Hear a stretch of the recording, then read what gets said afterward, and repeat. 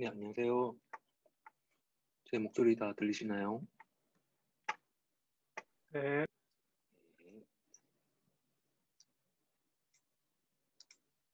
자, 지금 카메라가 꺼져 있는 학생들은 카메라 켜서 얼굴 공유를 하도록 합시다.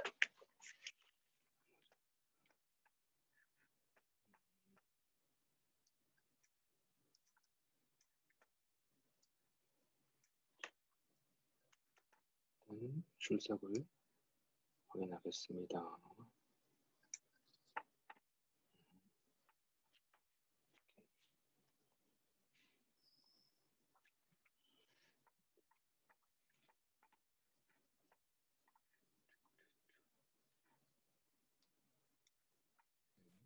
계속 들어오고 있네요. 잠깐만요.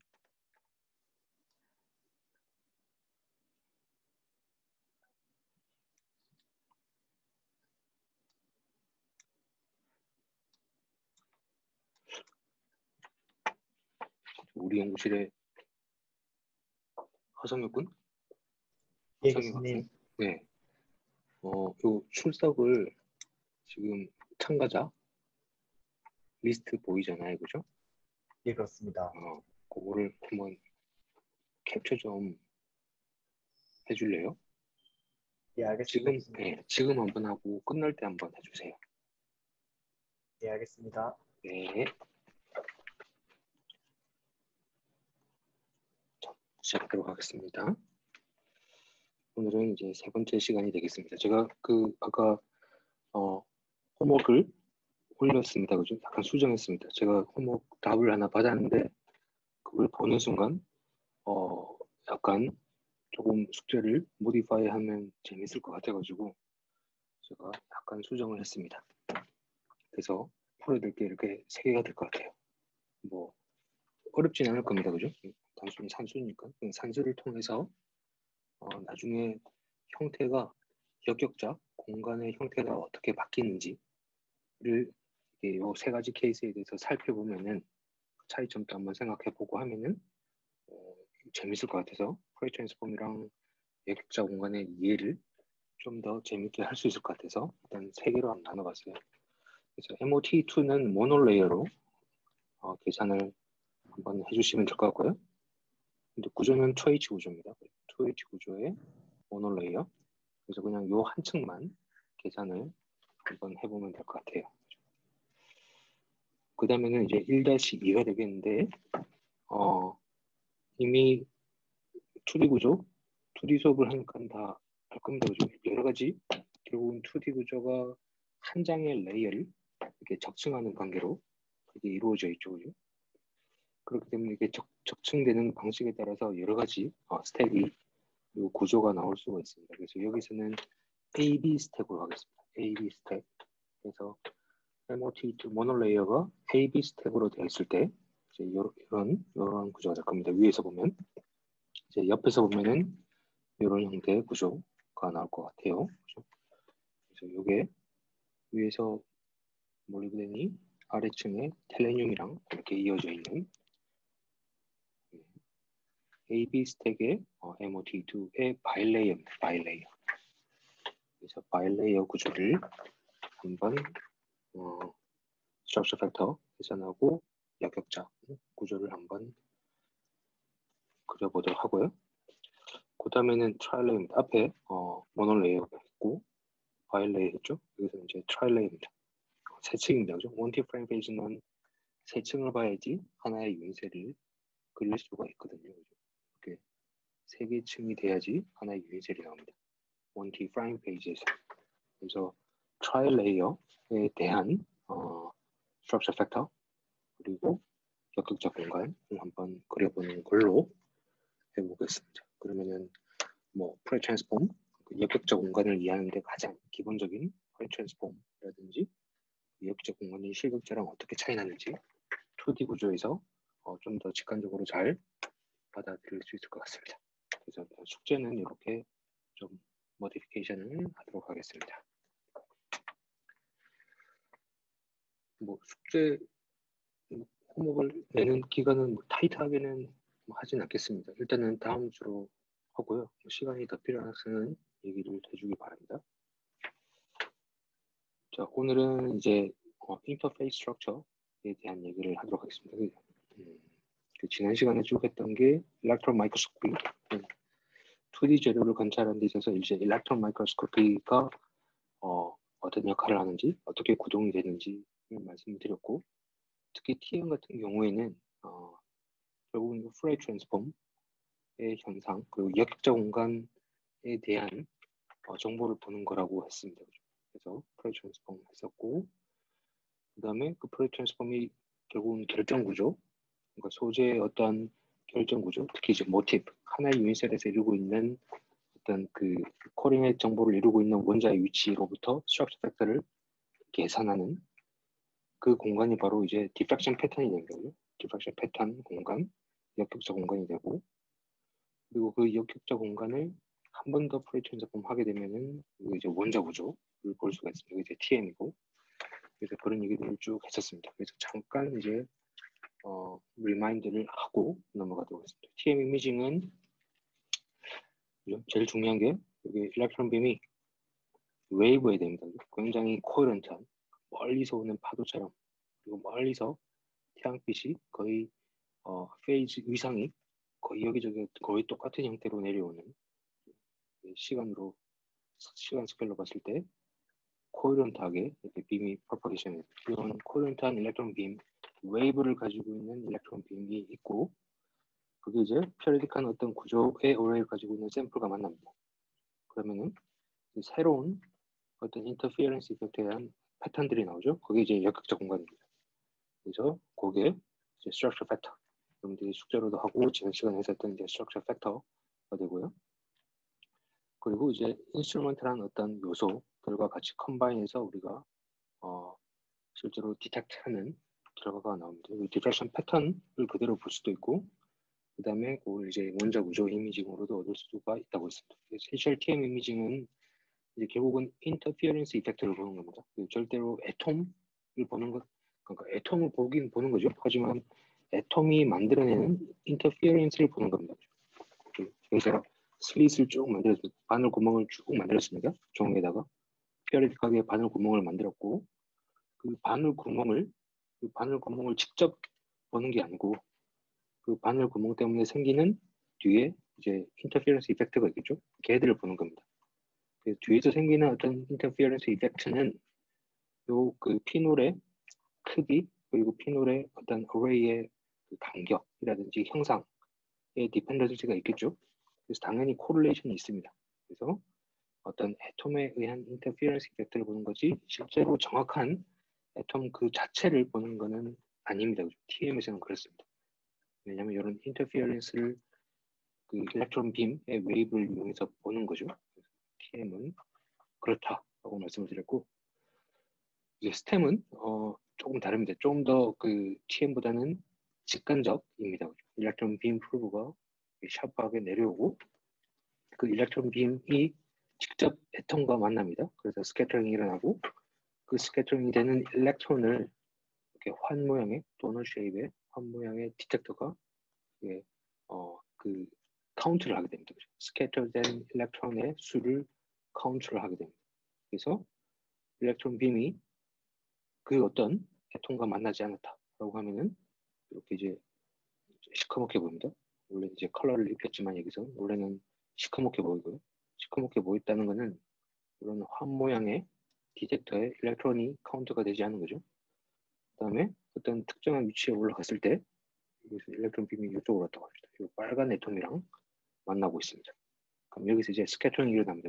스캐터링이 일어나고 그 스캐터링 된 어떤 일렉트론 카운트가 이제 이렇게 표시가 됩니다. 여기 디텍터에 기록이 되고 표시가 이렇게 나옵니다. 그래서 일렉트론 빔이 쭉 스캔을 하고 나오는 스캐터된 일렉트론의 수를 디텍터에서 관찰하게 됩니다. 굉장히 직관적입니다. 그래서 우리가 원자 구조를 알고 있습니다. 그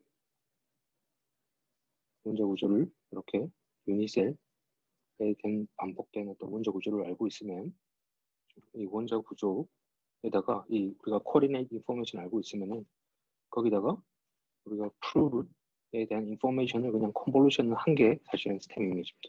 그래서 프루브가 우리가 요만하다, 이만한 프루브다 라고 하면은 그 프루브를 요 애톰에 코디네이트 한 위치에다가 이렇게 그냥 바로 컨볼루션을 시키면은 보이는 게 바로 스템 이미지입니다. 그래서 TM과 스템은 이렇게 다르다 있다는 거고요. 그 다음에 우리 이걸 스트럭처 팩터에 대한 계산이 있었고, 그 다음에 이건 이제 레티스에 대한 프레 트랜스폼 역할이 있었고, 이제 그 부분이 바로 이 에바스피어를 의미한다고 했습니다. 그래서 스트럭처 팩터, 모티브, 그리고 유니셀을 이루고 있는 원자가 있으면 그 원자의 위치로부터 우리가 프레 트랜스폼을 하게 되면은 역격자 공간, 이 3차원 공간으로 쭉 이어집니다. 그죠? 쫙 이어져 있습니다. 근데 그걸 다 볼 수 있는 건 아닙니다. 그죠? 다 볼 수 있는 건 아니고, 그걸 결정하는 거는 이런 에바스피어입니다. 에바스피어에 의해서 에바스피어 위에 이렇게 그 올라가 있는 델타 G, 델타 K가 G가 되는 이때만 이제 델타 펑션이 나오니까 델타 K 이퀄 G가 되는 그 말은 이 에바스피어의 서피스에 어떤 역격자 점이 찍히게 되는 이런 조건이 맞을 때만 우리가 실제로 눈으로 디텍트를 할 수 있는 역격자 포인트를 얻을 수가 있습니다. 그래서 요거는 이제 역격자 점을 제가 이렇게 표현했습니다. 역격자 점을 이렇게 표현했으면은 엑스레이의 역격자 점은 이 정도입니다. 이 정도 실제로 비슷한 사이즈로 그릴 수가 있습니다. K알파의 X선의 K알파 선에 해당하는 역격자 점은 란다 분의 1의 레디우스를 그리게 되면은 이 정도 사이즈로 이제 그릴 수가 있습니다. 그래서 이 조건에서는 우리가 에바스피어 서피스에 올라가 있는 역격자 점을 찾아보면은 이 점과 이 점이 있죠, 그죠? 이 점이 있습니다. 그래서 이 하나의 디파인된 에바스피어, 엑스레이로 만들어진 에바스피어에는 지금 하나의 역격자 포인트에 대한 정보만 우리가 얻을 수가 있습니다. 반면에 TM입니다. 엑스레이가 아니고 TM에 해당하는 그랬습니다. 지금 요 정도의 스케일로 보면은 거의 평면처럼 나옵니다. 그죠? 저 위에, 저쪽 위에 센터가 있겠죠. 그죠? 센터가 있고, 에버스피어가 거의 서피스로 이루어졌습니다. 이건 이제 큰 차이죠. 그러니까 어떤 특정한 지오메트리 조건에 맞는 엑스레이 같은 경우에는 하나의 특정한 역격자 포인트에 대한 점을 얻을 수가 있습니다. 그 다음에 그 일렉트론 빔을 이용하게 되면은 실제로 이런 에버스피어 서피스의 조건에 이렇게 맞게 만들 수가 있는 역격자 점이 굉장히 많게 나옵니다. 거의 2차원적으로 나올 수가 있죠. 그래서 이 역격자 점이 3차원 구조이기 때문에 거의 플래너한 형태로 우리가 역격자 공간을 얻을 수가 있습니다.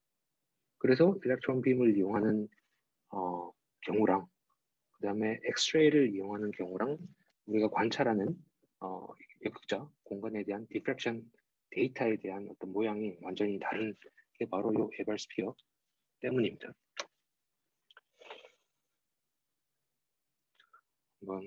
그래서 이거는 지난 시간에 했었죠. 그죠? 스트럭처 팩터를 계산하면 심플 큐빅은 이거 똑같이 심플 큐빅으로 나옵니다. 무한대 공간으로 뻗어져 나가 있습니다. 자, 이제 이거를 이제 예를 한번 들어볼게요. 예를 간단하게 샘플이 있습니다. 샘플을 이렇게 엑스레이에 놨습니다. 망막 샘플이라고 합시다. 망막 샘플이고 이 표면이 잠깐만요. 색깔을 좀 바꿔볼게요. 색깔을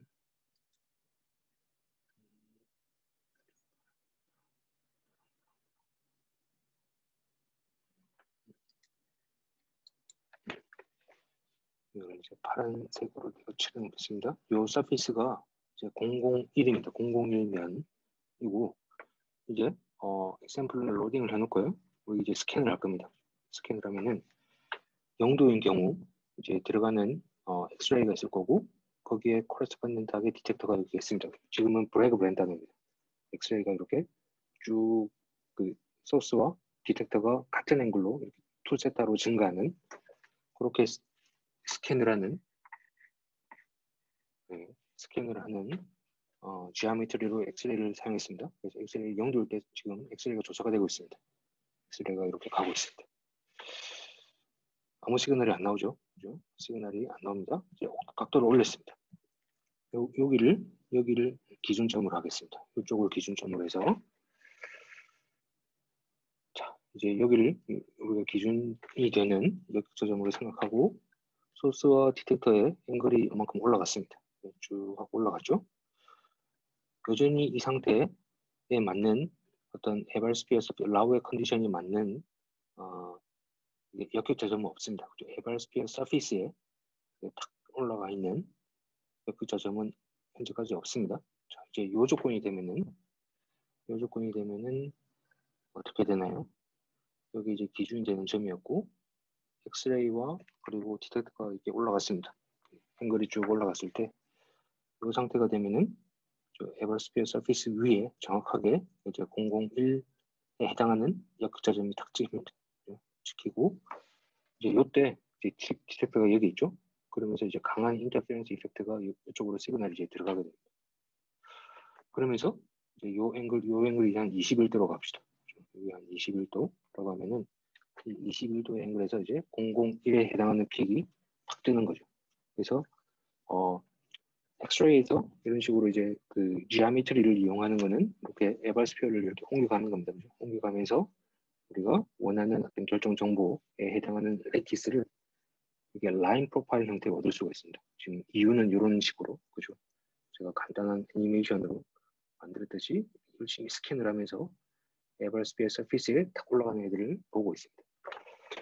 이제 TM 같은 경우를 봅시다. TM 같은 경우에는 아까 말한 그 에버스피어 서피스가 굉장히 플라인하게 넓다고 했습니다. 그래서 그 조건 위에 맞는 여기를 볼까요?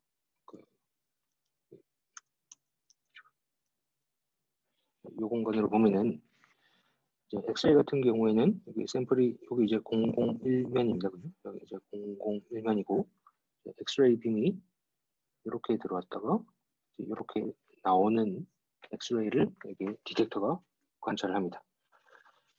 자, 일렉트론 빔을 쏘았습니다. 샘플을 굉장히 띵하게 준비를 잘해서 일렉트론 빔이 이렇게 내려가고 있습니다. 그죠? 이렇게 일렉트론 빔이 이렇게 코어런트하게 내려가고 있습니다. 자, 여기서 에버스피어는 이렇게 이런 형태로 분포가 될 겁니다. 그러면서 여기 있는 거의 모든 요 플레인에 001 면 위에 있는 거의 모든 플레인에 있는 역격자점들이 한 번에 다 기록이 되겠죠. 볼 수 있는 디멘전을 만족합니다. 그래서 이제 001 프로젝트에 맞춰질 때 TM 같은 일렉트론 빔을 이용하게 되면 디프렉션 패턴 그리고 역격자 공간이 우리가 눈에 볼 수 있는 역격자 공간이 이런 플래너 형태로 볼 수가 있습니다.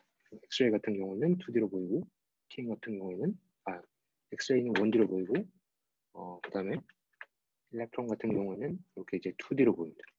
엑스레이라고 해서 이렇게 항상 1D 그러니까 이거 라인 프로파일로만 보이는 건 아닙니다. 그죠? 특히 방망하는 학생들 보면은 이제 RSM이라는 Reciprocal Space Map이라는 엑스레이 장비를 이용하게 되면은 2D 형태의 역극자 공간을 볼 수도 있습니다. 그래서 그런 경우는 사실 TM에서 같이 이렇게 스냅샷하는 이렇게 넓은 와이드한 공간을 한꺼번에 기록을 하는 건 아니고 예를 들면은 RSM은 210이라는 역극자 공간을 딱 선택을 합니다. 그죠? 이거를 선택을 하게 되면은 요 공간에서 열심히 에발스피어를 옮겨가면서 이게 2디멘전으로 이게 스캔을 하는 거예요. 2차원으로. 또는 이제 410을 하고 싶다. 라고 하면은 410의 역격자점 위에 이게 열심히 에발스피어가 옮겨다니면서 이게 서피스에 디텍이 되도록 에발스피어 서피스에 디텍이 되도록 스캔을 합니다. 스캔을 하면서 이게 2차원의 이런 410에 대한 그 역격자 점이 어떻게 되어 있는지를 관찰하는 거죠. 이 역격자 점이 이런 모양으로 되어 있는지 이런 모양으로 되어 있는지 아니면 방막이면은 두 방막 사이의 관계가 어떻게 되어 있는지 이런 스페이싱은 얼마인지 여기에 인라인이 되어 있는지 인라인이 풀려 있는지 이런 정보들을 보기 위해서 2차원의 구조도 볼 수가 있습니다. 하지만 좀 다르죠. 에버스피어가 굉장히 엑셀 같은 경우는 작기 때문에 거의 하나의 점, 하나의 역적점을 선택을 합니다. 시간이 굉장히 많이 걸립니다. 그죠?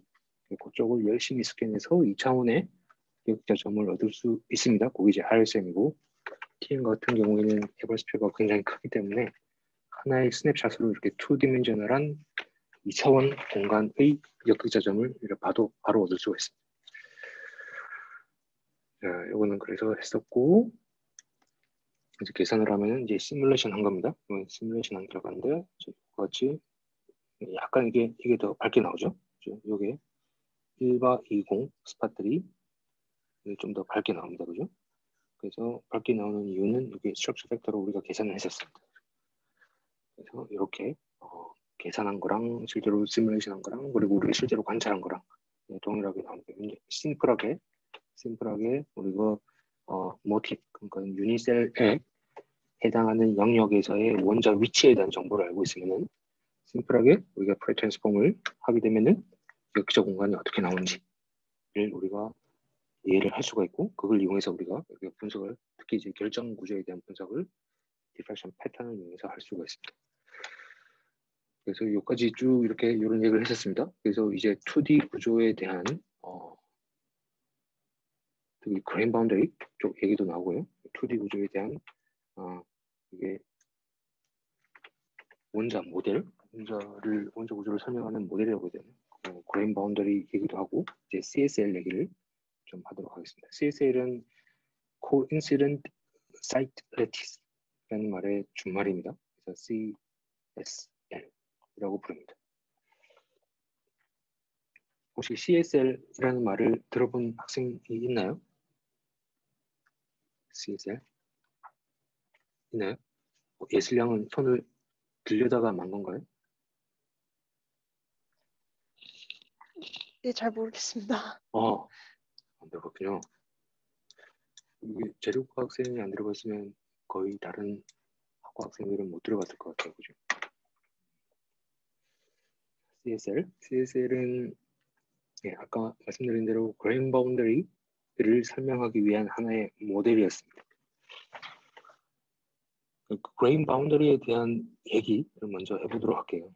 그레인 바운더리는 사실은 어떤 재료의 피지컬 프로퍼티랑 관련이 굉장히 크로스 링크가 잘 돼 있다. 중요한 어떤 팩트다라는 얘기는 굉장히 오래전부터 사실은 연구가 되었습니다. 그림만 봐도 나오죠.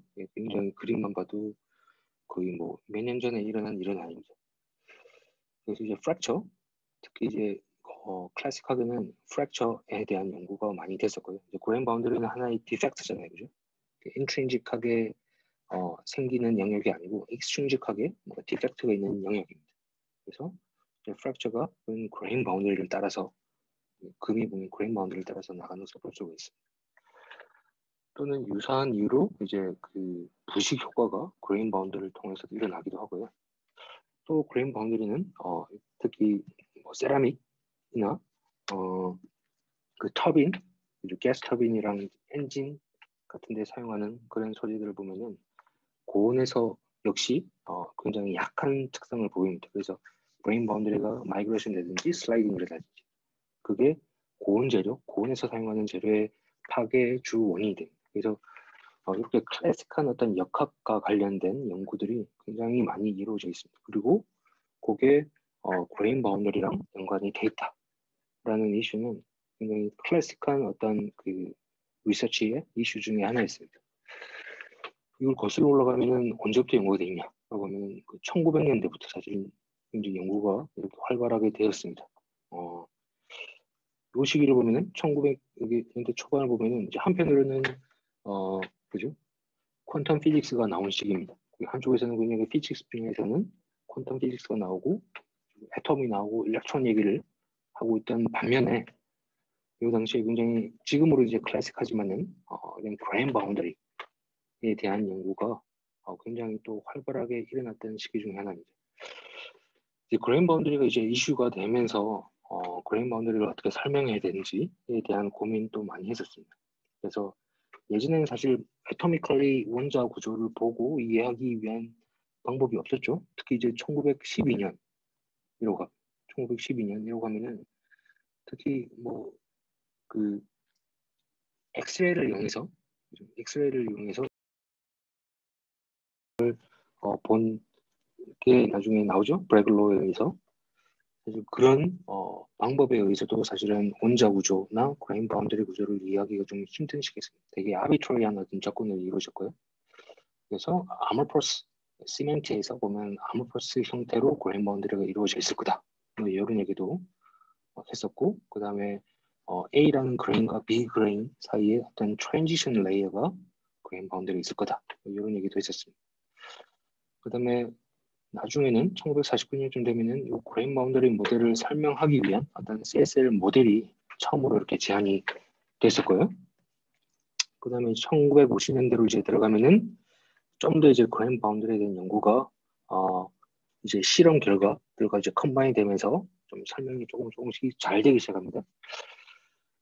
여전히 이제 어려운 부분이 많죠. 그래서 이제 low angle grain boundary, 그러니까 grain boundary의 어떤 그 misorientation 되는 앵글이 굉장히 작을 때는 디스로케이션 모델로 설명하고요. 디스로케이션이 어떤 역할을 하는 것 같다. 그리고 디스로케이션도 하나의 디펙트니까 디스로케이션이 많아질수록 그레인 바운더리가 언스테이블해지는 그런 경향성에 대해서 설명을 했었고, 그 다음에 보면 이제 바이크리스탈에 대한 연구가 되고 있습니다. 이걸 결국은 지오메트리에 대한 어떤 아비트리한 접근이 많았죠. 그거를 조금 더 실험적으로 이해하고 설명하기 위해서 실제로 어떤 원하는 방향의 바이크리스탈을 이렇게 만드는 연구도 요 시기부터 시행이 되고 있습니다. 바이크리스탈에 대한 연구가 아마 이분은 잘 모를 거예요. 존 칸이라는 분인데 굉장히 그레인 바운더리 계에서는 굉장히 유명한 분입니다. 그리고 이제 MIT 재료과의 옌밍 치앙이라는 중국인 교수가 있습니다. 그 중국인 교수의 선생님, 그리고 이 두 사람이 MIT의 재료과에 이제 같이 한동안 이렇게 연구를 많이 수행을 했었습니다. 옌밍 치앙이란 분이 그 2차 전지의 A123인가요? A123라는 배터리 아시나요? 몰라요? A123가 맞나? 이름이 맞나 모르겠습니다. 리튬 아이온 포스페이트라는 양극 재료를 이용해서 이제 회사를 차렸습니다. 회사를 차려서 굉장히 돈을 많이 번 교수님이죠. 그래서 이제 그런 연구가 이렇게 쭉 수행이 됐었고, 나중에는 이제 CSL이라는 이론이 조금 더 지오메트릭하고 이제 매스매티컬하게 어프로치가 됩니다. 그게 한 1960년도 정도고, 또 다른 티어리, 올레티스라는 어떤 티어리도 나오고 막 그런 일이 벌어지고, 이제 글라이터 선생님이 그 TM을 이용해서 이제 그레인 바운더리 스트럭처도 이제 분석하고 하는 연구를 합니다. 인시추로도 실험도 하고요. 그러면서 이제 1970년대 되면은 그런 그레인 바운더리 연구가 아까 말씀드린 바이크리스탈을 이용해서 굉장히 많이 되고 있습니다. 그래서 어떤 특정한 그레인 바운더리 플레인을 결정을 하고, 그다음에 실험을 하다 보면 이게 변수가 너무 많으면은 이야기가 복잡해지겠죠. 그래서 이쪽 방향을 이제 001 우리가 그냥 딱 심플하게 디파인을 하고, 또 오른쪽도 001 플레인으로 디파인하고, 그다음에 요 앵글, 틸트 앵글을 이제 결정을 시켜주겠죠. 왼쪽 그레인과 오른쪽 그레인의 틸트 앵글을 결정을 하고, 그다음에 그레인 바운더리 플레인을 결정하고, 그래서 이런 특정한 그레인 바운더리를 이제 만들어서 실험을 수행하고 스트럭처를 분석하고 하는 그레인 바운더리를 이해하기 위한 그런 모델 연구도 이때부터 이제 많이 진행이 됩니다. 그리고 TM 워크랑 같이 또 컨비네이션을 점점 많이 하게 됩니다. 본격적으로는 이제 1990년대, 2000년대 되면서 그런 연구가 활발하게 일어나죠. 그래서 메탈 같은 경우에는 이제 당시에는 러시아 쪽 슈벤들러만이라는 이런 분 통해서 많이 됐었고, 세라믹 쪽에서는 동경대 사코마 교수님, 그리고 그 제자인 이과락이죠. 이런 분들을 통해서 그레인 바운더리 연구가 많이 수행이 됐습니다. 여기 아까 그 시멘트 모델이고 뭔가 시멘트가 암호 퍼센트에 시멘트가 있을 것 같아. 뭐 이런 게 있었고 그 트랜지션 모델은 여기에 그레인 바운더리에서 뭔가 이렇게 트랜지션이 되는 어떤 특정한 레이어가 있다. 이거 이제 그레인 바운더리일 것이다. 뭐 이런 걸 했습니다. 클래식하게 하다가 이제 실제로 이제 요즘에 그레인 바운더리를 이용하고 특히 이제 2D 요런 사실 그레인 바운더리 연구가 거의 어 거의 하는 데도 별로 없습니다. 요즘에는 한동안 굉장히 많이 하다가 별로 한 데도 없는데 오히려 2D 재료가 나오면서 이런 그레인 바운더리랑 이 그 레티스 그리고 이 그레인 바운더리를 이해하는 스트럭처를 이해하는 연구가 최근에 다시 좀 많이 활발하게 일어나고 있는 것 같습니다. 클래식하게 보면은 이제 로우 앵글 틸트 그레인 바운더리 아까 로우 앵글에서는 이제 디스로케이션 모델로 설명을 한다라고 했었죠. 그래서 이게 동일한 어떤 크리스탈이 있습니다. 뭐 2D 재료도 마찬가지예요. 2D 재료도 마찬가지인데 크리스탈이 있습니다. 크리스탈이 있는데 미스오리엔테이션 되는 앵글이 요거밖에 안 납니다. 그죠? 세타 앵글이 요 정도. 뭐 5도라고 합시다. 이 두 개의 크리스탈이 붙었습니다. 이렇게 붙게 되면은 사실 기본적으로 그 미스오리엔테이션 굉장히 심하지 않습니다. 그래서 레티스는 굉장히 에피탁셜하게 또는 컨벤셔널하게 유지를 하면서 특정한 어떤 공간 이게 레티스가 이어지지 않는 어떤 특정한 공간에서는 디스로케이션을 이렇게 만들게 됩니다. 디스로케이션이란 거는 이렇게 그레인 바운더리 플레인이 있으면은 이 그레인 바운더리 플레인이 한쪽이 이제 끊겨져 나가는 거죠. 그래서 여기가 비어 있습니다. 그래서 이 플레인은 이제 여기서 끝나는 겁니다. 옆에 플레인은 이제 아래 플레인과 이렇게 연결이 되고요. 그래서 그런 디스로케이션들이 이렇게 생기면서 그레인 바운더리를 이루고 있습니다. 여기가 이제 그레인 바운더리가 되겠습니다. 당연히 틸트 앵글이 커질수록 미스오리엔테이션 앵글이 커지면 커질수록 이 디스로케이션이 많아지겠죠. 이게 적합이 되는 영역이 점점 부족해질수록 점점 디스로케이션은 많아집니다. 그 다음에 어떻게든지 그 디스로케이션은 결국은 결함이고 엑스트라 에너지를 만들어내는 영역입니다. 그래서 그런 영역을 가급적 없애야 되겠죠. 없애주는 역할을 디스로케이션과 디스로케이션 사이에 얘들이 레티스가 이렇게 어느 정도 스트레인을 머금으면서 에피탁실하게 컨벤셔널하게 이렇게 유지를 시켜줍니다. 그래서 클래식하고 지금 현재도 연구가 되고 있는 게 보면은 이런 형태의 틸트 그레인 바운드 이걸 이제 틸트 그레인 바운드라고 합니다. 틸트 그레인 바운드이 옆으로 들어가 있는 형태에 대한 연구를 많이 하고 근데 예전에는 이렇게 트위스트 그레인 바운드리도 마찬가지입니다. 이런 연구도 많이 했습니다. 하지만 특히 이쪽으로 재밌는 게 이런 어떤 현상에 대한 프로포절에 대한 연구가 많이 됐음에도 불구하고 사실 기존의 어떤 그 소재에서는 그 트위스트 바운더리를 연구할 수 있는 방법이 없습니다. 그죠? 절대로 없습니다. 그래서 이게 레이어 두 장의 굉장히 핀한 레이어를 돌려서 이렇게 트위스팅을 시켜서 트위스팅을 시킨 건데 이제 위에서 보는 거죠. 또 우리가 이 화면에서 보는 것처럼 위에서 바라보면서 어떤 그 바운더리 이펙트의 연구를 할 수 있는 재료는 없습니다. 그만큼 띵하게 만들기도 힘들고요. 그래서 오히려 2D 재료에서 이런 트위스트 연구가 트위스트 바운더리에 대한 연구가 굉장히 많이 되고 있습니다. 어떤 특정한 앵글을 이렇게 돌렸습니다. 돌려서 두 장의 레티스를 붙이게 됩니다. 붙이게 되면은 이게 지오메트리 상으로는 이게 그 컨티뉴어스하게 레티스가 돌아가겠죠. 하지만 그렇지 않습니다. 이게 에피탁실하게 여기서 틸트 바운더리에서 요 디스로케이션과 디스로케이션 요 상위 그러니까 요 영역이죠.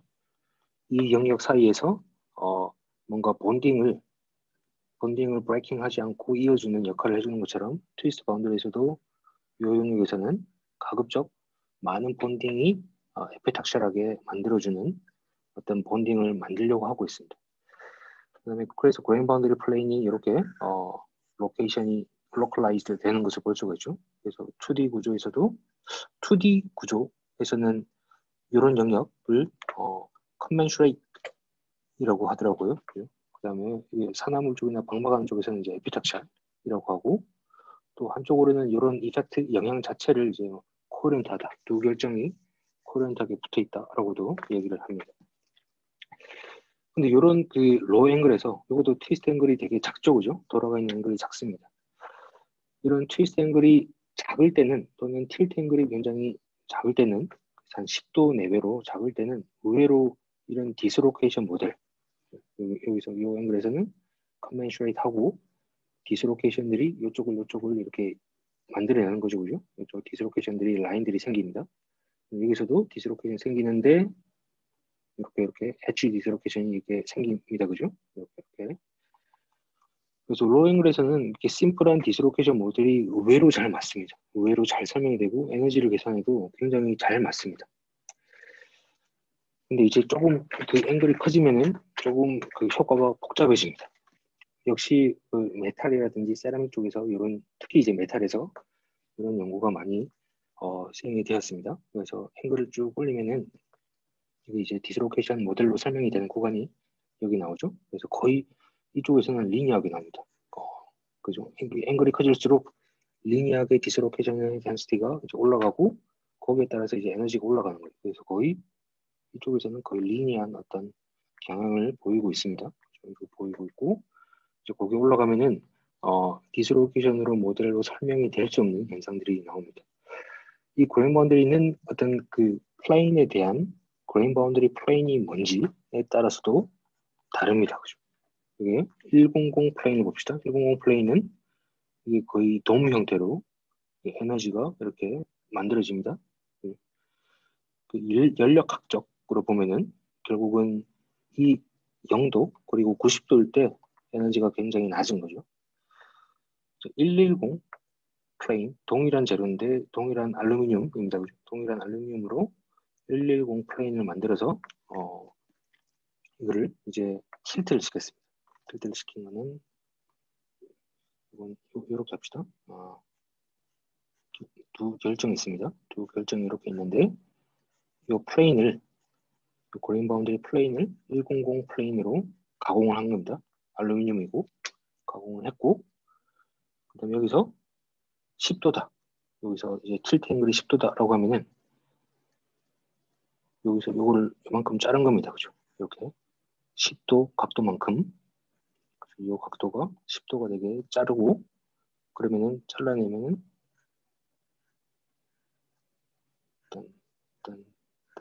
이런 모양이 되겠죠, 그죠? 그래서 결국은 이게 10도에서 그레인 바운드 100 플레인에서 10도 정도를 이렇게 가공한 형태의 플레인이 여기 들어갑니다. 그 두 개의 플레인을 이렇게 붙였습니다. 이렇게 붙여서 이제 그 에너지 계산도 하고 그 에너지도 이제 측정을 하고 한 결과가 되겠습니다. 그래서 요거는 그레인 바운더리 항상 100이라는 게 아니고 이제 100 플레인을 기준으로 이렇게 각도를 잘라 나갔다라는 겁니다. 그래서 45도다라고 하면은 이렇게 되겠죠. 이렇게. 이런 형태가 되겠습니다. 그래서 100 플레인에 대해서 45도만큼 갈아낸 거죠. 결국은 90도다라고 하는 거는 90도 들어간 010 플레인이 붙은 거겠죠. 그죠? 결국은 큐빅이면은 100이나 010이나 똑같습니다. 그래서 이렇게 도움 형태로 쭉 나오겠습니다. 자, 120 플레인은 요 면을 이제 110으로 했습니다. 110으로 해서 이제 동일하게 컷을 한 다음에 붙여서 이렇게 확인을 해보니까 이런 이제 그레인 바운더리는 재밌는 현상이 나옵니다. 특정한 앵글에서 에너지의 커습이 생깁니다. 이게 도움 형태로 쭉 증가하는 게 아니고 어떤 특정한 방위에서 굉장히 에너지가 낮게 나옵니다. 그래서 이런 현상들이 이제 보이기 시작한 거죠. 이게 뭐 징크도 마찬가지입니다. 그 징크 같은 경우에도 이렇게 에너지 커습이 나오고요. 그러면 재밌는 거는 이렇게 그레인 바운더리 플레인의 어떤 그 영향, 그레인 바운더리의 어떤 지오메트리에 대한 영향도 있고, 그리고 그 그레인 바운더리를 도핑이라든지 어떤 다른 효과로 모디피케이션 해주면은 그런 그레인 바운더리 이펙트가 또 달라지기도 합니다. 그래서 이거는 UPPM만큼 도핑을 했을 때, 9ppm만큼 도핑을 했을 때 이 에너지 커습이 사라지는 게 보입니다. 그죠? 그래서 그레인 바운더리 2D 구조도 비슷합니다. 그죠? 그래서 그레인 바운더리의 에너지를 플레인을 뭘 잡는지 또는 케미컬리 어떤 인듀스를 바운더리에 만들어주는지에 따라서 분명히 그레인 그로스의 비헤이비어가 달라지는 효과를 볼 수가 있습니다. 그래서 보면은 아까 말씀드린 대로 어떤 특정한 그레인 바운더리 플레인에서 보면은 굉장히 릴렉세이션이 극심하게 일어나고 있습니다. 극심한 릴렉세이션이 일어나고 있는 것을 볼 수가 있죠. 소위 이런 영역들이 그 2D 구조에서 말하는 이제 commensurate한 영역들이 많이 나오는 어떤 특정한 스페시픽한 앵글이 될 것 같습니다. 그래서 이런 현상이 이제 예전에 클래식하게 메탈이라든지 세라믹에서도 이제 행해졌다라는 거죠. 이런 그레인 바운더리 플레인을 좀 설명을 하고 있습니다. 이렇게 뭐 어떤 앵글이 20도다, 뭐다, 그다음에 어떤 특정한 앵글에서 왜 에너지가 낮게 나오는지, 왜 컨벤셔널한 영역들이 나오는지에 대한 설명을 하기 위해서 그레인 바운더리를 어떻게 설명할 건지에 대한 어떤 막 티어리들이 막 나오고, 티어리 정도도 아닙니다, 사실은. 이제 지오메트리 기반의 모델들이 이렇게 프로포즈가 됩니다. 크게 보면은 뭐 제가 아는 바로는 세 개가 있습니다. CSL도 있고, 뭐 DSC라는 것도 있고, 아까 얘기한 이제 OLATIS라는 게 있습니다. 근데 뭐 여기 뭐가 맞다? 뭐 이런 얘기는 없습니다. 별로 중요한 것도 아니고. 그래서 좀 CSL을 이용해서 좀 설명을 하는 게 좀 더 직관적이고 제가 보기에는 맞는 것 같습니다. 그래서 이 방법을 보통 많이 쓰는 것 같아요. 이 모양이 어떤 모양인지를 조금 알아야 될 것 같아요. 일단 뭐 이 모양이 여기 까만색 레티스가 있죠. 이 까만색이 이거는 이제 원자 점이 되겠습니다. 2D 재료로 갑시다. 사각형의 패턴을 가지고 있는 2D 재료라고 합시다. 2D 재료가 이렇게 있고요. 그 다음에 이 2D 재료를 이렇게 하나를 이제 로테이션을 했습니다. 이거는 모노레이어고 다른 모노레이어를 얼만큼 로테이션을 시켰냐? 라고 하면은 이 방향으로, 그죠? 이 방향으로 이 앵글만큼 로테이션을 시켰습니다. 그게 요겁니다. 그죠? 요 원자를 기준으로 봤을 때 조금 저 각도만큼 로테이션을 하게 되면은 이런 패턴들이 나오겠죠. 그죠? 그래서 이런 흰색 동그라미로 표현된 하나의 구조가 여기 2D 구조로 나옵니다. 그죠? 그래서 얘를 이렇게 쭉 그리다 보면은 두 레티스에 그러니까 A라는 모노레이어가 있었고요. 여기 까만 점이 이제 A라고 하고 이렇게 흰 점이 B라는 모노레이어라고 하면은 A와 B의 레티스 그러니까 원자가 우연의 일치로 코인시던트하게 오버랩이 되는 영역들이 있습니다. 그죠? 그게 코인시던트 레티스입니다. 여기서 보면은 이런 점들, 이런 점이 요 네 개의 점이 여기서 이 화면에서 이 그림에서 보이는 요 네 개의 점이 바로 코인시던트 사이트 레티스가 되겠습니다. 그는 A라는 결정과 B라는 결정이 어떤 뭐 트위스트가 되든 틸트가 되든 하나의 코디네이트한 정보에서 오버랩이 되는 레티스가 바로 코인시던트 레티스입니다. 원하는 얘기는 하고자 하는 얘기는 비슷합니다. DSC도. 근데 DSC는 약간 그레인 바운더리의 모션을 설명하기 위해서 나온 하나의 모델입니다. 그래서 이렇게 두 모노레이어가 이렇게 겹쳐져 있죠. 겹쳐져 있는데 이 겹쳐져 있는 형태를 이렇게 세분화시키면은 이건 세분화시켰죠. 세분화시켰을 때 애톰이 움직일 수 있는 가장 작은 규모의 벡터가 이렇게 그 셀로 표현이 됩니다. 그죠? 그게 바로 이제 DSC 레티스로 설명합니다. 그래서 요 밑에 거를 보면은 이제 앵글을 좀 다른 조건에서 돌렸습니다. 앵글을 조금 더 다른 조건에서 돌렸더니 여기서 코인시던트 사이트 레티스가 이렇게 4개가 찍히죠. 4개가 찍히고 그 다음에 여기서 보면 서브 레티스를 막 보게 되면은 여기죠. 여기 여기서 이만큼 보이시죠? 그래서 가장 이렇게 유닛하게 슬라이틀리 움직여서 반복적으로 패턴을 만들 수 있는 이 공간이 바로 DSC입니다. 그래서 이거는 이제 그레인 바운더리 모션에 대한 슬라이딩이라든지 이런 거를 설명하기 위해서 DSC라는 모델을 오늘은 썼었고요. 보통은 우리가 주로 언급할 내용은 이쪽 부분 CSL이 되겠습니다. 여기 나오겠지만 요거를 이제 시그마 5 바운더리, 시그마 그 바운더리 스트럭처를 그 디파인 할 때 특히 이제 코인시던트 사이트 레티스를 이제 설명하면서 요걸 이용하면서 그레인 바운더리 모델을 얘기할 때 뭐 시그마 5, 시그마 17 뭐 이런 얘기를 하거든요. 요때 요게 바로 이제 코인시던트 사이트 레티스에서 나옵니다. 이게 왜 시그마 5고 시그마 17인지는 좀 이따가 제가 보여드리겠습니다. 자, 요거를 보여드리려면 그래서 요건 제가 나중에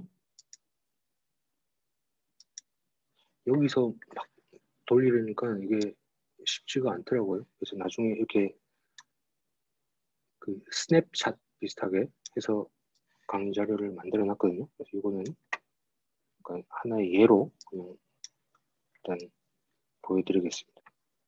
요 다음 장에 나오는 그림들이 어떤 그림인지를 알려면은 이게 어떤 상태인지를 봐야 될 것 같아서 제가 한번 돌려보겠습니다. 요 화면은 이 화면 보이죠? 그죠? 네. 자, 요거는 제가 두 개의 라이티스를 이렇게 겹쳤습니다. 이렇게 겹쳤는데 그러니까 이렇게 버벅거리더라고요. 이렇게. 오케이. 자, 요 똑같은 레티스 두 개를 이렇게 겹쳐놨습니다. 그래서 제가 이거를 살짝씩 돌려보겠습니다. 그 중심은 저기 있습니다. 그죠? 중심은 센터에 있고 얘를 각도를 돌려보면은 이게 패턴이 어떤 피어리딕한 패턴이 보이기도 하고 사라지기도 하고 합니다. 그죠? 보이기도 사라지기도 하고 제가 요 다음 장에 보여줄 그림은 45도 돌렸을 때 45도를 돌렸을 때의 그림이 되겠습니다. 네. 그래서 다음 장에 얘기할 이 그림은 바로 이런 그림이 될 겁니다. 그래서 이렇게 트위스 바운더리 형태를 보여주고 있습니다. 두 개의 레티스가 돌아갈 때 어떻게 되는지. 그래서 다음 장을 한번 바로 넘어갑시다. 그래서 요게 요 작은 촘촘한 거는 DSC 레티스가 되겠습니다. 요 큼직큼직하게 파란색으로 표현된 게 바로 CSL 레티스입니다.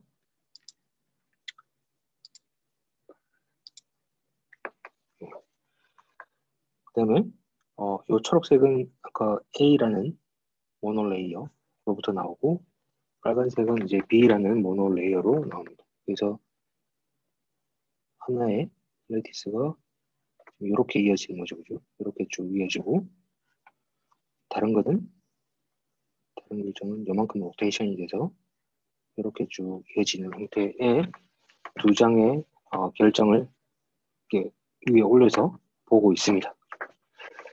자, 이 상태에서 코인시던트 사이트 레티스는 요겁니다. 그죠? 요거 파란색으로 표현된 요 4개가 됩니다. DSC를 그냥 간단하게 그냥 아까 그 그레인 바운더리 슬라이딩 그레인 바운더리 모션을 설명할 때 DSC를 얘기를 한다고 했죠. 그래서 예를 들면은 이런 결정이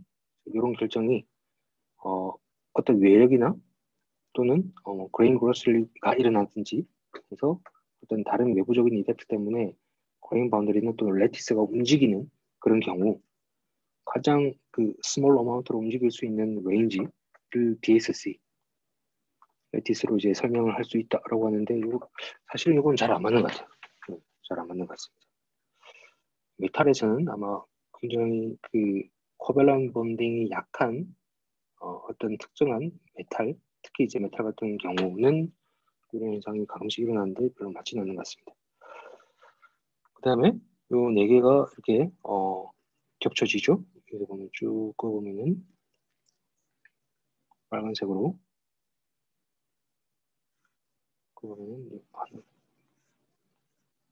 이렇게 되죠. 하나, 둘, 셋, 넷, 다섯 개가 되고, 그 다음에 초록색으로 그리면은 역시 이렇게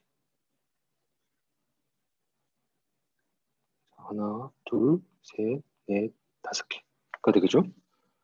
그래서 여기서 만나는 애들이 바로 파란색으로 지금 표시가 되고 있습니다. 그래서 파란색으로 표시가 되고 있고, 아까 CSL 값은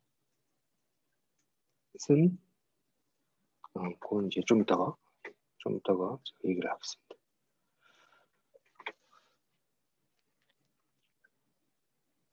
그러니까 맨 먼저 해야 되는 거는 여기서 이제 그레인 바운더리가 두 개의 그레인이 어떤 뭐 그게 트위스트 바운더리든 사실은 이게 트위스트 바운더리든 틸트 바운더리든 사실 똑같습니다. 똑같은데 요건 두 개의 그레인이 지금 이렇게 로테이션 된 걸 표현을 하고 있죠. 표현하고 있는데 요거를 우리가 요 화면 방향으로 프로젝션 하는 방향으로 보고 있으면은 그게 트위스트 바운더리 됩니다. 그죠? 그리고 바운더리 플레인은 우리가 눈으로 보고 있는 요 방향의 수직 방향이죠. 그죠?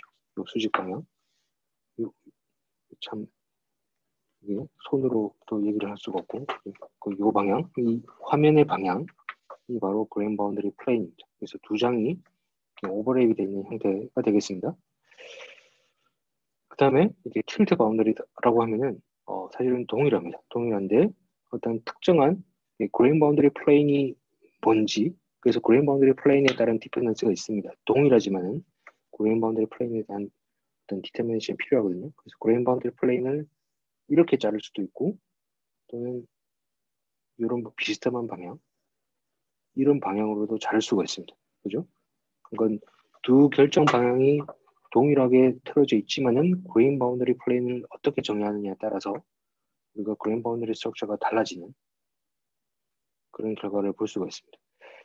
그래서 이거는 그레인 바운더리 플레인을 이런 형태로 자르게 됐습니다. 이런 형태로 자르면은 이렇게 하나의 엘리티스가 이렇게 있고 그레인 바운더리를 이렇게 잘랐습니다. 이렇게 자르면은 B라는 그레인은 이렇게 됐습니다.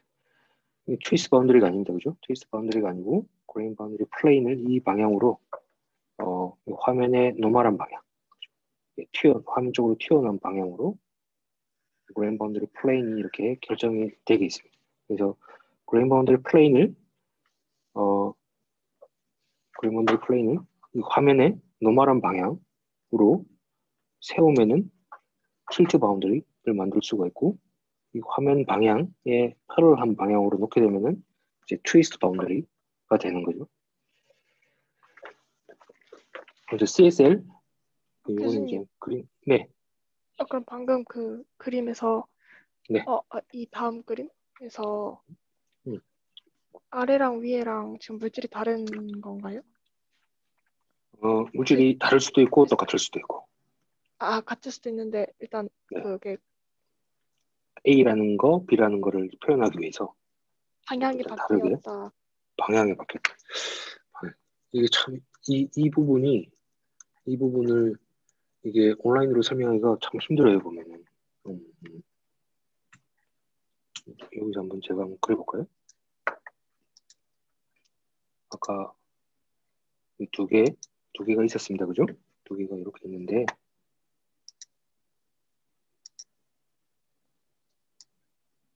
원래는 이렇게 똑같습니다, 그죠? 똑같은데 틀었습니다. A, B 두 개를 어느 방향으로 한번 맞춰볼고요. 이게 독특한 모양이 나온 애들로 한번 맞춰보겠습니다.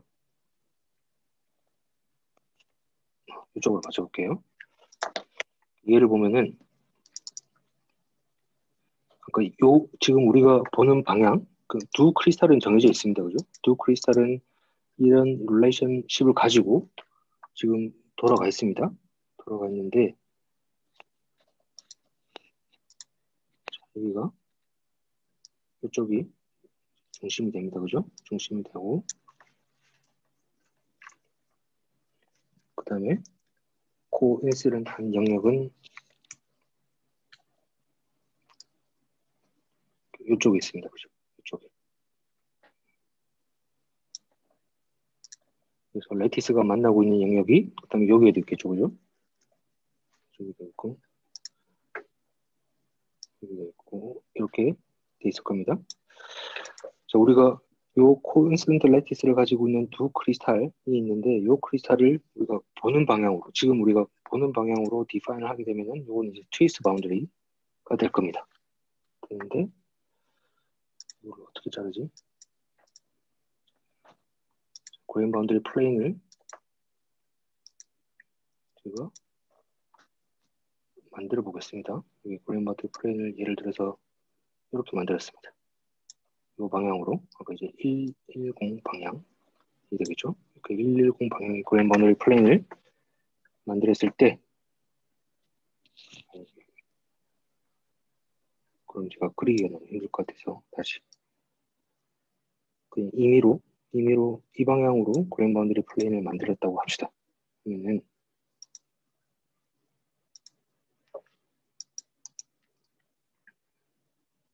그룹을 해제하고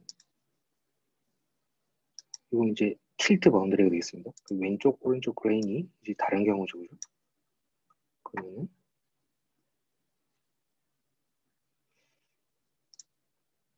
왜 안 나오지?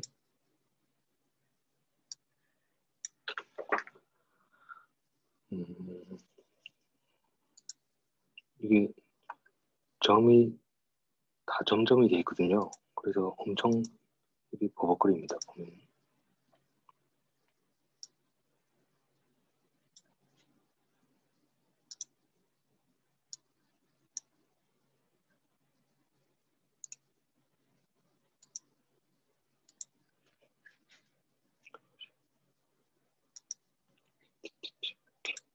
그래서 아까 틸트 바운드리를 고방향으로 만들었다라고 하면은 이제 한쪽 그레인은 이렇게 날아가는 거죠, 그죠? 한쪽 그레인 날아가고 이제 그레인 바운드리 플레이는 이 방향이 될 겁니다, 그죠? 이 방향이 되고 그다음에 이거 같은 경우 다른 그레인의 예를 들면은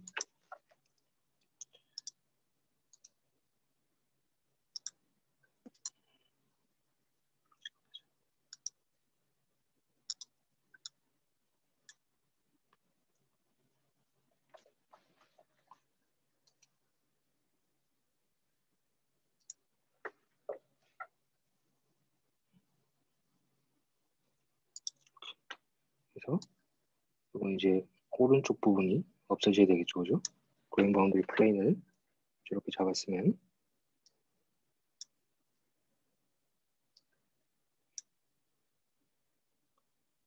그쪽 아까 까만색으로 그린 게 그레인 바운드리 플레인이었습니다. 그래서 이거를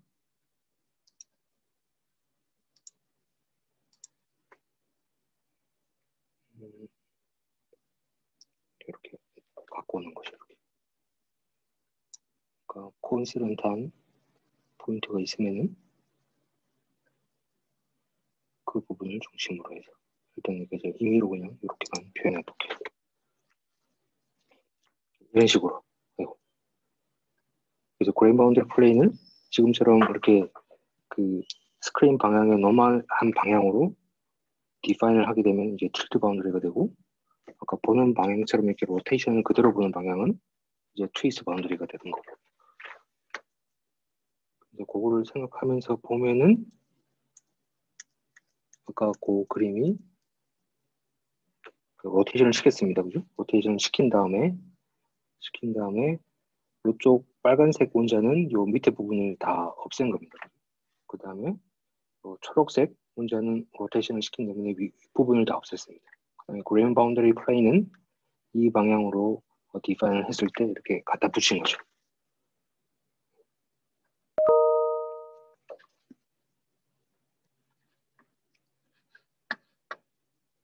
됐나요? 어떤 모양인지?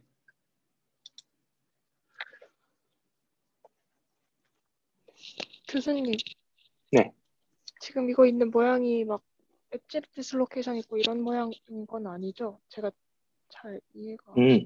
그죠. 요거는 일단 지금 DSC랑 CSV랑 같이 보여주는 상황인데 이걸 하나를 쉬프트 시켰을 때 이게 DSC만큼 이동을 한다.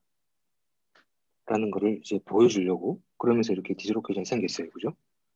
근데 그거까지는 일단 생각하지 말고 이게 그럼 DSC 모델. 네? 네네. 그 각 포인트들이 일단 다 아톰이 있는 건 맞는 건가요? 맞아요. 여기 파란색. 이 파란색을 보이죠? 이 파란색은 빨간색 애톰과 초록색 애톰이 이어져 있는 어떤 레티스 포인트가 되겠습니다. 그래서 보면 여기는 이제 DSC 모델을 이용하는 그레인 바운더리 플레인이 이게 살짝 이렇게 시프트가 돼 있죠, 그죠? 아까는 이 방향으로 우리가 그레인 바운더리 플레인을 디파인을 하는데 어떤 특정한 경우에는 그레인 바운더리 플레인이 이렇게 약간 시프트 돼 있는 경우가 있는데 그거를 설명할 때 DSC 모델로 그렇게 설명할 수가 있다. 이만큼 굉장히 스몰 어마운트만큼 시프트된 거는 이제 DSC 모델로 설명을 한다라는 것을 보여주는 예가 되겠습니다. 그래서 이거는 틸트 바운더리입니다. 그죠? 틸트 바운더리.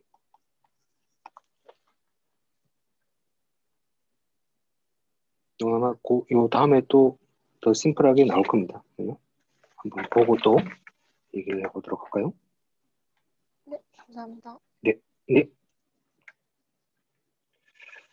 그래서 이렇게 CSL을 그리는 거를 아까 제가 막 해봤죠, 그죠? 근데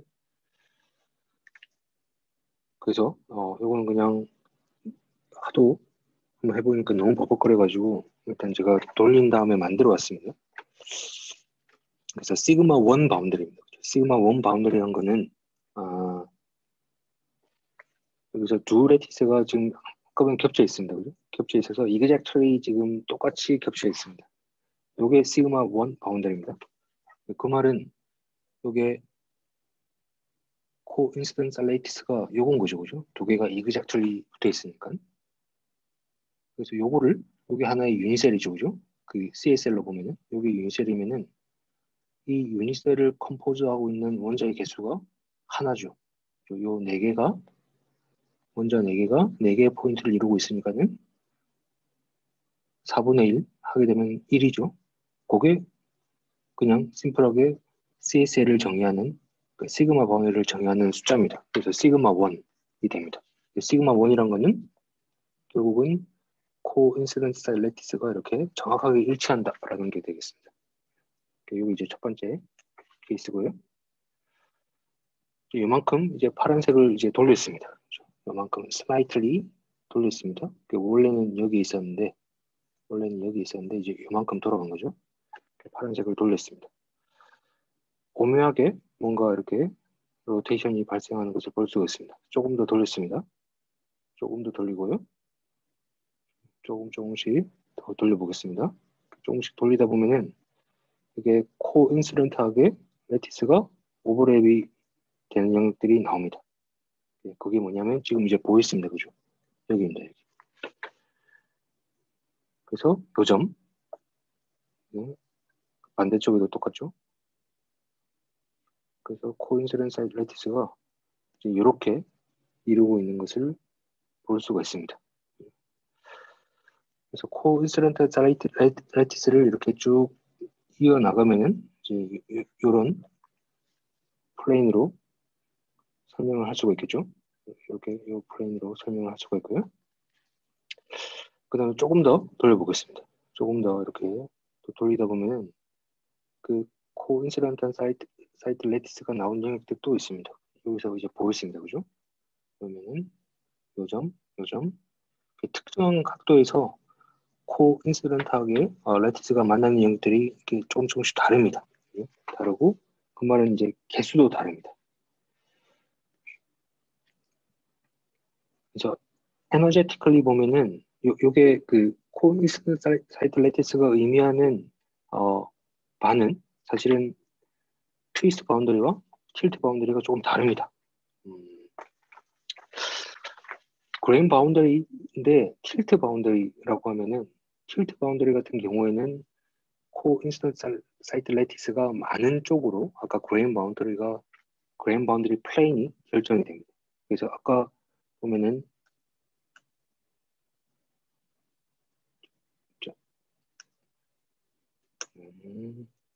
네, 아까 요 경우죠. 요 경우를 보면은 저 멀리 있죠. 코어디네이트 사이드 레스가 저렇게 멀리 있습니다. 멀리 있는 것은 그만큼 두 결정이 서로 그 정확하게 그 결합을 공유하고 있는 어떤 랭스가 이만큼 이제 멀리 떨어져 있는 거죠. 근데 특정한 앵글로 가게 되면은 그 거리가 점점 가까워집니다. 그죠? 그 거리가 여기입니다. 그래서 그레인 바운더리 플레이, 틸트 바운더리를 결정할 때는 이 코인시던트 사이드 레티스가 이렇게 점점 많을수록 여기 점점 가까워질수록 이 두 사이가 점점 가까워지는 조건을 따라서 이제 그레인 바운더리 플레인을 만들어냅니다. 하지만 트위스트 바운더리 같은 경우는 보통 조금 다른 경향을 보이게 됩니다. 이게 사실 앵글이 낮으면 낮을수록 아까 말한 컨벤슈레이트한 릴렉세이션이 잘 일어나겠죠. 지금 여기서는 컨벤슈레이트한 어떤 그 릴렉세이션이 전혀 반영이 안 되는 거죠. 지오메트리 상으로 그냥 무작정 돌린 형태를 보이게 되거든요. 그래서 아까 그 로우 앵글 바운더리를 설명할 때 이제 디스로케이션으로 설명을 한다고 했었는데 마치 그것처럼 이제 그 트위스트 바운더리 같은 경우에는 이게 이 스페이스가 멀어지면 멀어질수록 그만큼 이제 앵글이 작다는 거죠. 앵글이 작고 요 앵글 요 두 개 사이의 원자의 디스플레이스먼트가 작으면 작을수록 더 컨벤슈레이트한 조합을 만들기가 쉽겠죠.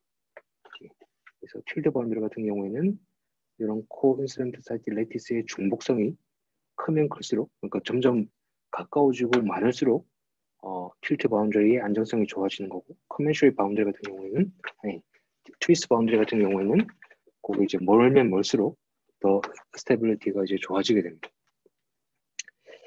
조금 이제 더 돌려보겠습니다. 좀 더 돌리면은 또 하나가 나왔습니다. 그죠? 하나 나왔는데 돌리다 보면 점점 다 가까워지겠죠? 당연히 돌리다 보면 가까워집니다. 그래서 이런 경우 아까 나왔었고 또 돌아가면은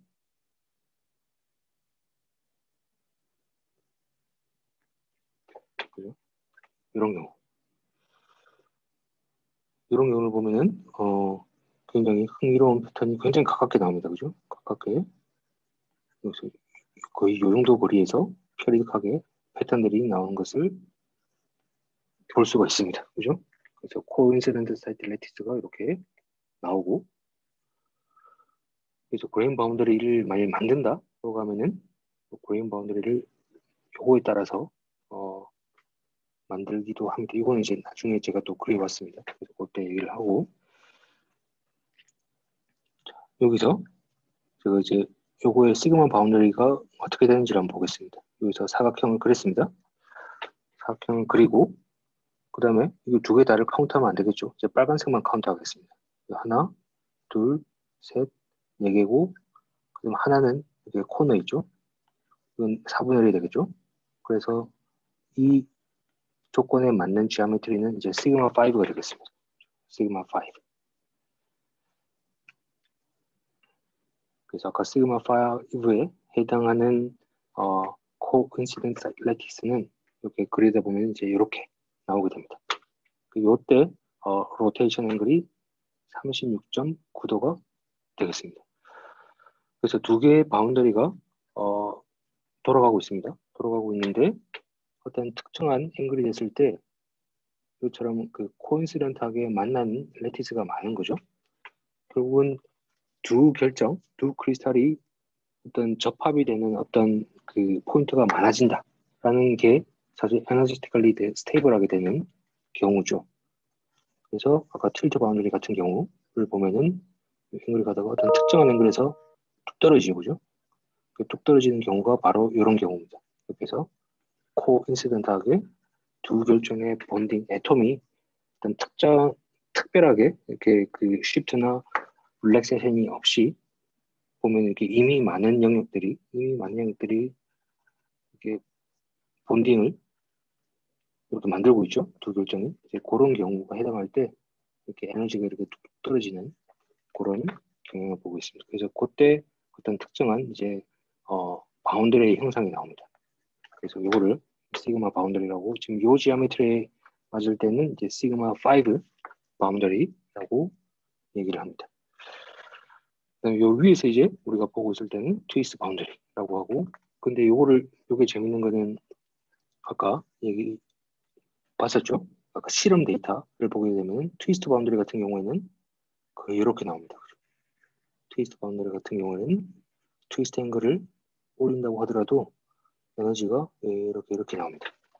그래서 오히려 저각일 때 여기서는 아마 그 디텍션이 안 됐을 겁니다. 안 됐을 건데 저각일 때 정확하게 로테이션 앵글에 따라서 컨벤셔레이트한 어떤 이펙트를 만들게 되면은 그 이제 2D 구조에 해당하겠죠. 거기서 굉장히 독특한 프로퍼티나 스트럭처를 만들 수가 있습니다. 근데 클래식한 어떤 메탈이라든지 세라믹에서는 절대로 그런 이펙트를 만들 수가 없습니다. 이미 여기서 컨벤셔널한 어떤 릴렉셋을 만드는 거는 원자 한 층, 두 층이거든요. 근데 세라믹은 이미 위쪽에 뭐 수백 층이 있고 밑에 층에 컨벤셔널한 이펙트를 보는 거는 이제 한 두 레이어겠죠. 그러니까 이펙트가 아까 보여준 이런 계산이라든지 현상에 대한 그런 결과들이 디텍이 안 되겠죠. 그래서 2D 구조에서만 나올 수 있는 굉장히 독특한 흥미로운 주제가 되겠습니다. 특히 트위스트 바운더리. 시그마 밸류 구하는 건 별로 중요한 게 아닙니다. 그렇죠? 중요한 게 아니고 아까 제일 심플한 거는 그냥 여기에 CSL이 있으면은 이 안에 레티스가 몇 개인지를 계산하면 바로 그게 시그마 밸류가 되겠습니다. 자, 그래서 여기 아까 그 똑같이 그려왔습니다. 시그마 5가 되겠습니다. 시그마 5고요. 여기서 이제 제가 뭘 할 거냐면 이건 이제 다른 방법. 지오메트리 이슈니까는 여기 그레인 바운더리 플레인을 하나 임의로 이제 그렸을 때 보면은 여기서도 하나, 둘, 셋, 넷 하고 두 개가 있죠. 다섯 개. 그래서 뭐 이런 카운팅으로도 할 수 있다라는 건데 뭐 중요한 게 아닙니다. 그래서 이거는 제가 두 가지 중에 하나의 경우를 보겠습니다. 이거는 빨간 레티스죠. 이 빨간 레티스를 봤을 때 이것으로 기준을 했을 때 010에 해당하는 그레인 바운더리 플레인이 우리가 틸트 바운더리를 만들려고 합니다. 지금은 제가 트위스트 바운더리를 만들었습니다. 그죠? 파란 원자와 그리고 빨간 원자를 이게 시그마 5가 되도록 이게 로테이션을 시켰습니다. 그 다음에 이거 이제 트위스트 바운더리고 지금 눈으로 보고 있는 거는 트위스트 바운더리고요. 그리고 이제 지금부터 우리가 틸트 바운더리를 만들어 보려고 합니다. 틸트 바운더리를 만들려고 빨간색 원자를 기준으로 해서 이제 이 바운더리 플레인이죠. 010 플레인. 이 플레인으로 제가 틸트 바운더리를 만들어 보겠습니다. 요겁니다. 그죠? 그래서 위쪽은 파란색을 살리고 밑에는 빨간색을 살렸습니다. 그러면은 이렇게 나오겠죠? 그래서 이런 그레인 바운더리 플레인이 있습니다. 그러니까 동일한 트위스트, 지오메트리가 결정이 됐지만은 여기 010이라는 그레인 바운더리 플레인을 만들었을 때 이런 그레인 바운더리 스트럭처가 우리가 만들 수가 있습니다. 이건 이제 동일하죠. CSL, 그 지오메트리 상으로는 시그마 5가 똑같습니다. 그 다음에 그레인 바운더리 플레인은 이게 100 플레인, 010, 100이 똑같다고 가정을 하고 010, 이거 그냥 010을 할게요.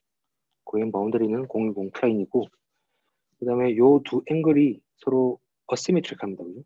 여기서 기준을 봤을 때 시메트릭하지가 않습니다. 그래서 이제 어시메트릭한 시그마 5 바운더리고 그레인 바운더리 플레인은 010 플레인이 되겠습니다. 이 그레인 바운더리 플레인은 흥미롭게도 어떤 스트럭처 유닛을 가지고 있습니다. 그건 뭐 당연하겠죠. 두 개의 지오메트리가 플레인으로 이렇게 반복적으로 나오는 어떤 패턴들을 만들 수가 있습니다. 그래서 이런 형태죠.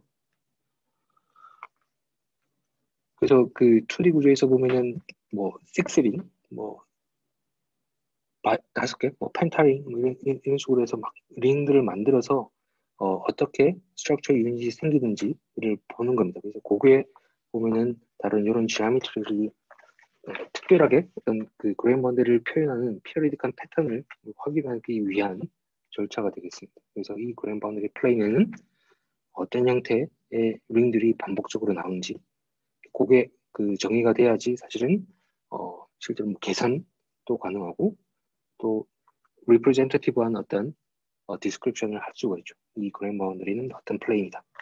어떤 그레인 바운더리다 라는 식으로. 자, 동일합니다. 지오메트리는 동일한데 그레인 바운더리 플레인을 바꿨습니다. 아까는 그레인 바운더리 플레인을 이렇게 잘랐거든요. 근데 지금은 이렇게 잘랐습니다. 이렇게 자르게 되면은 이런 모양이 나오겠죠? 이런 모양이 나오고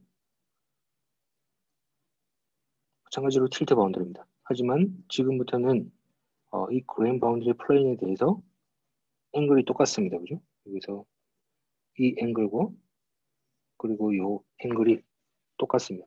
시메트릭하고 시그마 5고 그레인 바운더리 플레인은 이제 120 플레인이 됩니다. 여기 120 두 개 갖고 하나 갖고 그래서 120 플레인에 해당하는 그레인 바운더리 플레인을 그릴 수가 있습니다. 그래서 지오메트리는 똑같지만은 그레인 바운더리 플레인이 어디인지에 따라서 같은 두 크리스탈의 지오메트리임에 불구하고 다른 형태의 그레인 바운더리 형태를 만들 수가 있죠. 그때 스트럭처 유닛은 이렇게 됩니다. 그죠? 스트럭처 유닛은 그래서 그레인 바운더리를 움직이는 요소들이 되게 많습니다. 뭐 특정한 그레인이 원 그레인에서 두 번째 그레인으로 이렇게 이동을 하는 것을 볼 수가 있죠. 근데 그 여러 가지 드라이빙 프로세스 중에 하나는 이런 그레인 바운더리 스트럭처도 될 수도 있습니다. 그래서 두 크리스탈이 만났는데 두 크리스탈이 만났는데 그래서 이런 요 A라는 그레인과 B라는 그레인이 만났습니다. 그죠? 만나서 그레인 그로스를 하고 있는데 딱 봐도 사실 요 그레인 바운더리 플레인은 스테이블하지 않습니다. 그죠? 봐도 스테이블해 보이지가 않죠. 이런 경우는 어떤 서멀 이펙트에 의해서 요 다음 장 같은 그레인 바운더리 플레인을 가지려고 스스로 드라이빙 프로세스를 만들기도 합니다. 그래서 이런 그레인 바운더리 플레인이 만났을 때 이런 식으로 이동을 하면서 그레인 그로스를 하는 거죠. 그러면서 이제 최종적인 어떤 그레인 바운더리 플레인이 이제 결정이 되게 돼 있습니다. 2D 구조 같은 경우에는 그 스트럭처럴한 어떤 그 플렉시빌리티가 굉장히 크기 때문에 이렇게 특별한 어떤 싱글 플레인의 그레인 바운더리 플레인은 잘 안 보이는 것 같아요. 하지만 이런 효과가 분명히 이제 들어가 있게 돼 있습니다. 일단 시간이 조금 얼마 안 남았는데 이거는 다음 시간에 얘기를 하면서 또 다음 얘기를 하도록 하겠습니다. 이게 이렇게 화면으로 얘기를 하려다 보니 좀 쉽진 않은데 좀 잘 전달이 됐나요? 무리는 없었죠? 이게 자료 만드는데 그래서 고생을 많이 했습니다. 이게 전달하려고 이게 굉장히 엄청난 노가다가 들어갔었거든요. 잘 전달이 됐으면 좋겠습니다. 그래서 이런 식으로 그레인 바운더리 플레인 2D에서는 심플합니다. 그죠? 무조건 로테이션 시키면 됩니다. 그래서 그거를 위에서 보면 트위스트 바운더리가 되고 이제 옆으로 잘랐을 때 그레인 바운더리 플레인을 뭘로 잡느냐에 따라서 어떤 특정 그레인 바운더리 스트럭처를 만들 수가 있습니다. 네, 거기서 생기는 어떤 그 언스테이블한 그 본딩을 완화하기 위해서 이제 릴렉세이션을 하는 거죠. 그래서 그레인 바운더리가 그래서 뭐 8링이 나오기도 하고 6링이 나오기도 하고 그리고 뭐 4링이 나오기도 하고 그런 형태로 반복적인 어떤 릴렉세이션을 하면서 전반적인 그레인 바운더리 플레인을 스테이블하게 만들어 주게 되어 있습니다. 네, 질문 있나요? 네, 아까 저기 트위스트 바운드에서 틸트 바운드로 딱 설명해 주셨을 때 그러면 트위스트는 위아래 한 장씩 이런 것 같은데 틸트도 그냥 한 장인 거죠, 이게? 그렇죠. 한 장이죠. 근데 제 손을 보시면 두 장이 있습니다. 그죠? 두 장을 이렇게 대고 우리가 그대로 보고 있으면 이거 이제 트위스트 바운더리입니다. 그죠? 근데 이게 항상 트위스트 바운더리가 나올 수는 없죠. 특히 이제 모노레이어의 어떤 2D 재료를 만든다라고 하면은 여러 가지 뉴클레이션이 생기면서 그레인 골스가 일어납니다. 그죠? 이제 그럴 때는 원 그레인과 투 그레인이 만나서 이렇게 접합을 하겠죠. 그죠? 그 동일한 트위스트 조건이지만 똑같은 지오메트리인데 이제 이렇게 보는 거죠. 여기서 이제 그레인 바운더리 플레인이 이 방향으로 생기겠죠. 요게 틸트 바운더리가 되고 요게 트위스트 바운더리가 됩니다. 그래서 이렇게 될 수도 있고 또는 바운더리가 이렇게 나올 수도 있죠. 제가 손끝으로 보면은 요 꽃 끝에 요 방향도 그레인 바운더리 플레인이죠. 하지만은 동일하지만은 이 방향으로 플레인이 디파인이 되면은 요거도 그레인 바운더리가 되는 다른 그레인 바운더리가 되는 거죠. 요거도 마찬가지고. 그래서 굉장히 다양한 지오메트리가 나오는데 그만큼 그나마 2D에서는 좀 그나마 간단하죠. 이런 디그리 오브 프리덤이 작기 때문에 그레인 바운더리 플레인을 디파인하기가 좀 더 쉽습니다. 네, 이해했습니다. 감사합니다. 네? 선생님. 네. 여기 페이지에서 만약에 그레인 바운더리 맞나? 그레인 바운더리를 100으로 잡으면 네. 시그마 값이 엄청 커지는 거 맞죠? 100으로 잡으면 네. 요건가요? 네. 네. 시그마 값은 똑같죠. 시그마를 얘기하는 거는 사실은 두 결정이 어떤 지오메트리를 가지고 있느냐. 그죠? 그러니까 시그마는 똑같습니다. 똑같은데 여기서는 이제 두 그레인이 만나서 생기는 그레인 바운더리를 설명하는 이제 스트럭처 유닛이 존재하겠죠. 그죠? 요게 요 그레인 바운더리를 설명하는 마치 결정을 설명할 때 유닛셀이랑 똑같습니다. 유닛셀이랑 똑같이 그레인 바운더리도 어떤 특정한 유닛이 보통 생깁니다. 이게 항상 랜덤하게 나오는 게 아니고 가장 에너제티컬리 스테이블한 형태의 반복적인 형태 패턴이 나오거든요. 그게 그레인 바운더리 스트럭처를 설명하는 스트럭처 유닛인데 이 스트럭처 유닛이 커지는 거죠. 요거에 비해서. 요거는 스트럭처 유닛이 이거잖아요. 그죠? 굉장히 작은 게 반복적으로 나오고 그만큼 이게 스테이블하다는 거죠. 근데 얘는 이제 그만큼 커지는 거죠. 이만큼. 그래서 보통 그레인 바운더리는 이렇게 스트럭처 유닛이 작은 형태로 반복이 되는 게 안정하죠. 그러면 저 시그마 값 정의할 때는 코인스턴트 사이트 레티스 중에 가장 짧은 것들로 이어진 점 안에 있는 것들 세면 되나요? 그렇죠. 그렇죠. 그거는 그래서 아까 보면은 여러 가지 케이스를 제가 막 돌렸습니다. 그죠? 돌렸는데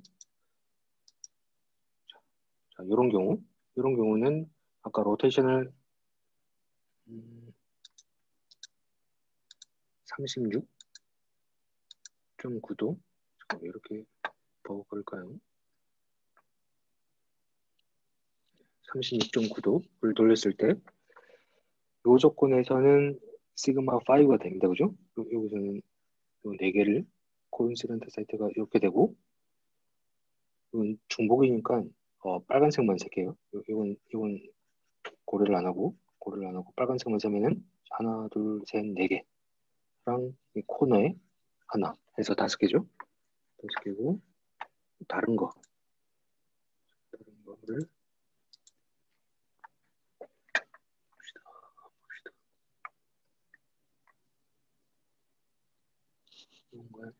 요거를 한번 써볼까요? 요거를 보면은 이건 너무 많은데? 이거 버벅거리지? 잠깐만요.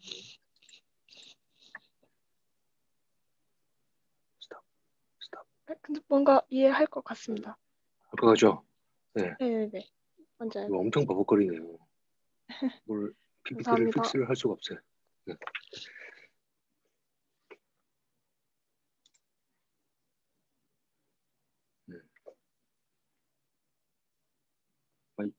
만약 요것도 알고 싶다라고 하면은 저 위에 코인시던트 있겠죠?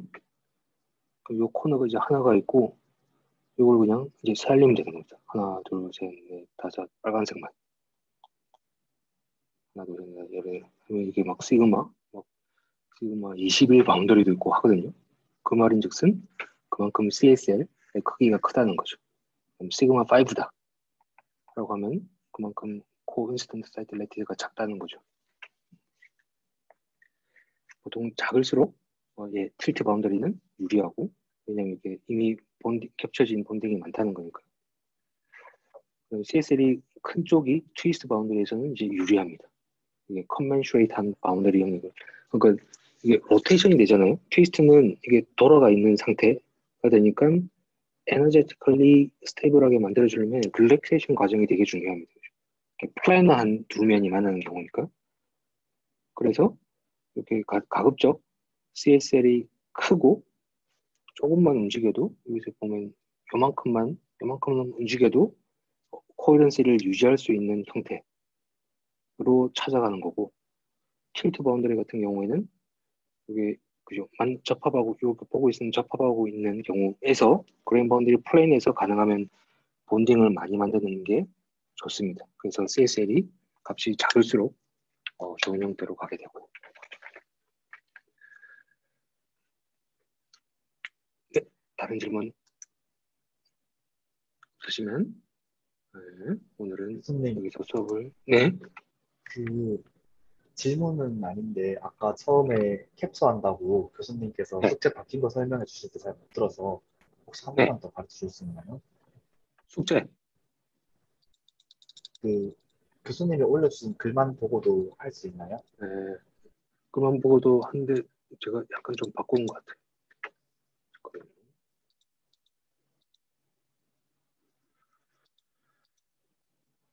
숙제 설명을 자, 숙제가 이제 계산할 게 3개입니다. 3개인데 2H 구조의 MOT2가 있고 모노레이어. 지금 그림으로 제가 표현한 바와 같이 모노레이어인데 MOT2의 2H 구조인 경우를 스트럭처 팩터로 계산하고 레시피컬 스페이스 맵, 그러니까 포인트를 이렇게 찍어봐야 됩니다. 찍어보시고 그 다음에는 MOT2인데 이건 이제 바일 레이어입니다. 레이어가 2개인데 이때는 AB 스택이 된 경우, AB 스택이 된 경우는 위에서 보면 이렇고 옆에서 보면 이렇습니다. 그래서 요 AB 스택 된 경우에서 바일 레이어인 경우를 계산을 하고, 세 번째는 트라일 레이어입니다. 트라일인데 원티 프라임 페이지고 이제 유닛셀은 이렇게 표현될 거고, 이 경우일 때 스트럭처 팩터를 계산할 거고. 감사합니다. 네.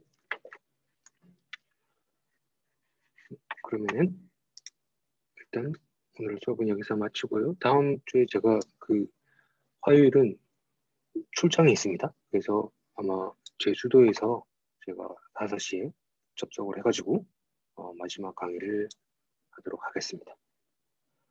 네, 수고 많으셨고요. 다음 시간에 보도록 하겠습니다. 감사합니다.